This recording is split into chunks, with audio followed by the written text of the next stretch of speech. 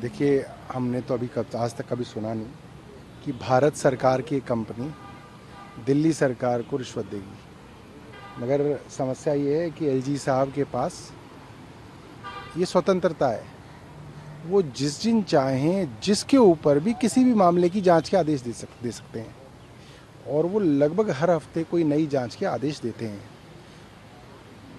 मकसद सिर्फ ये है कि अखबारों के अंदर सुर्खियां बने और ऐसे लगे कि पता नहीं कितना भ्रष्टाचार हो रहा है। साबित किसी में वो कुछ नहीं कर पा रहे हैं। जहाँ जहाँ पे भी उन्होंने देखा वहाँ पे उन्हीं अफसरों की गलती निकल रही है जो अफसरशाही सीधे उनके अधीन है। कौन अफसर हेल्थ डिपार्टमेंट में क्या काम करेगा, ये एलजी साहब के अधीन है। कौन पीडब्ल्यूडी में क्या काम करेगा, ये उनके अधीन है। कौन पीडब्ल्यूडी सेक्रेटरी बनेगा, कौन किस डिपार्टमेंट का सचिव बनेगा, ये उनके अधीन है। किसके ऊपर कार्रवाई करनी है नहीं करनी है, ये उनके अधीन है। तो उनके पास स्वायत्तता है और उनकी कोई जवाबदेही नहीं है।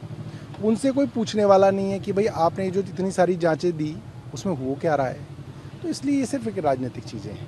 एक दूसरा मामला है कि अरविंद केजरीवाल की जो पत्नी है उन्हें मुख्यमंत्री के जो मेडिकल रिकॉर्ड्स हैं उनसे पहुंचने की और इस तरह से अप्रोच करने की अनुमति थी। हालांकि उन्होंने मना कर दिया कोर्ट ने उनके प्रेजेंस को, जब मेडिकल बोर्ड अरविंद केजरीवाल के साथ बैठी। देखिए, सवाल ये है कि किसी मुख्यमंत्री की पत्नी को कोर्ट क्यों जाना पड़ रहा है, और वो भी स्वास्थ्य सेवाओं के लिए। क्योंकि ऐसा देखा गया कि तिहाड़ जेल के अंदर उनकी शुगर बढ़ती रही। शुगर बढ़ने के बावजूद झूठ बोला गया कि हमारे पास डायबिटीज़ का स्पेशलिस्ट है, वो नहीं था। झूठ बोला गया कि हम इंसुलिन दे रहे हैं, वो नहीं दी जा रही थी। और जब कोर्ट के आदेश पे हम लोग कोर्ट गए, कोर्ट के आदेश पे एम्स में उन्हें दिखाया गया, तो एम्स के डॉक्टरों ने भी माना कि इनको इंसुलिन की ज़रूरत है। उनका वज़न घटने लग गया। एम्स के डॉक्टरों ने कहा उनको कि इनको पूड़ी या पराठा जैसी डाइट में दिया जाए वरना इनका वज़न घट रहा है। एक दिन नवरात्र के दिन उनकी पत्नी ने उनको पूड़ी भेज दी। हर नवरात्र में घर में पूड़ी बनती है हिंदुओं के यहाँ। तो इतना क्लेश किया गया साहब कि देखिए जी, उन्होंने पूड़ी खा ली। तो जिस घटिया राजनीति को भारतीय जनता पार्टी आज कर रही है, उसमें आज ये ज़रूरी हो गया कि एक मुख्यमंत्री की पत्नी ये कह रही है कि डॉक्टरी जो जांच हो रही है, कम से कम मुझे पता तो चले आप क्या जांच कर रहे हैं, उसमें क्या निकल रहा है, आप उनको निर्धारित दवाइयाँ दे रहे हैं नहीं दे रहे हैं।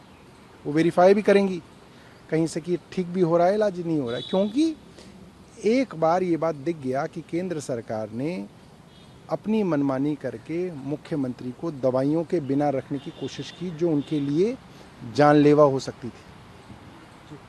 सेशन संसद भवन का 22 जुलाई से शुरू हो रहा है। 23 जुलाई को बजट पेश किया जाएगा। क्या कुछ उम्मीदें हैं आपको केंद्रीय सरकार की जिस तरह से जो मोदी 3.0 कहा जा रहा है उसके पहले? देखिए, पिछले 10 सालों से बजट के अंदर जिस तरीके से चीज़ें आती हैं, अब लोगों के मन में, मिडिल क्लास के मन में बजट को लेके कोई एक्साइटमेंट रह नहीं गई। पहले होता था मनमोहन सिंह जी के समय में, उससे पहले कि साहब बजट आ रहा है, केंद्र सरकार की तरफ पूरा मिडिल क्लास देखता था कि क्या करेंगे। मगर जो बड़ी बड़ी बातें लोग कहते थे, इन्होंने कुछ भी नहीं किया। तो मुझे नहीं लगता कि किसी के मन में उसको लेके कोई भी एक्साइटमेंट है। ये महज एक फॉर्मेलिटी है। टैक्स बढ़ाए जाएंगे, लोगों के ऊपर लादा जाएगा टैक्स और उनको चूसा जाएगा।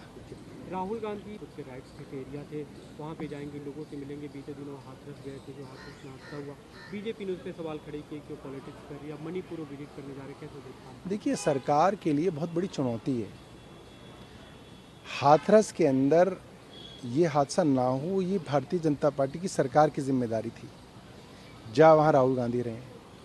मणिपुर के अंदर जो सिविल वॉर चल रही है, जिसमें सैकड़ों लोग मारे गए, नग्न करके महिलाओं को घुमाया गया, वहाँ लॉ एंड ऑर्डर रहे, ये केंद्र की जिम्मेदारी थी, जहाँ राहुल गांधी रहे हैं। तो मुझे लगता है कि आने वाले समय में केंद्र के लिए बड़ा चुनौती है कि जो काम केंद्र सरकार को करना चाहिए था, वो अब विपक्षी दलों के नेता कर रहे हैं।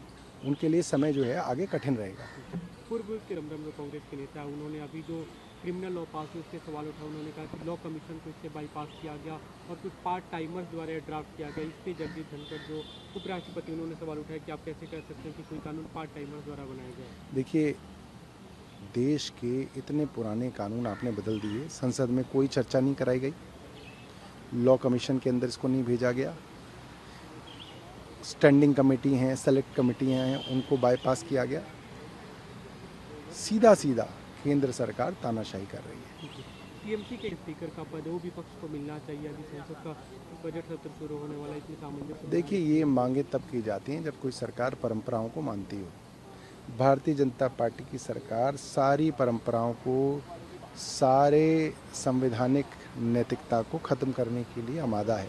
मुझे नहीं लगता कि वो मानेंगे। एक अंतिम सवाल आपके चल रही है दिल्ली गवर्नमेंट की, अभी क्या स्थिति है यमुना की? कल खबर आई कि देखिए, कल हथनी कुंड बैराज से पानी छोड़ा गया है, मगर जो डेटा हमारे पास आया है उसके अंदर अभी कोई खतरे की ऐसी बात नहीं है, सामान्य है, और वो पानी जो है दिल्ली से सामान्य तौर पे निकल जाएगा। दिल्ली सरकार की अगर, क्योंकि अब ऊपर के इलाकों में पहाड़ों पे बारिश होने लगी है, अगर देखिए पिछली बार दिल्ली के अंदर बाढ़ के जो कारण बने, हरियाणा सरकार का ITO बैराज जो कि जाम था, जो कि हरियाणा सरकार ने ठीक नहीं कराया था, कई जगह केंद्र की एजेंसियों की वजह से ऑब्स्ट्रक्शन थी, ये सारी चीज़ों को इस बार दूर किया गया है। ITO बैराज को खुलवाया गया है और जो नहीं खुल रहा था उसको कटवा दिया गया है। तो मुझे लगता है, जहाँ तक बड़ी बड़ी यमुना के अंदर टापुओं की बात थी, उसके अंदर भी पायलट कट बनाए गए हैं ताकि वो भी जो है आराम से यमुना में बह जाए। तो हमारा मानना है कि ये सारी तैयारियां तो हुई हैं, और मुझे लगता है कि अगर सामान्य तौर पे पानी आएगा तो सामान्य तौर पे निकल जाएगा।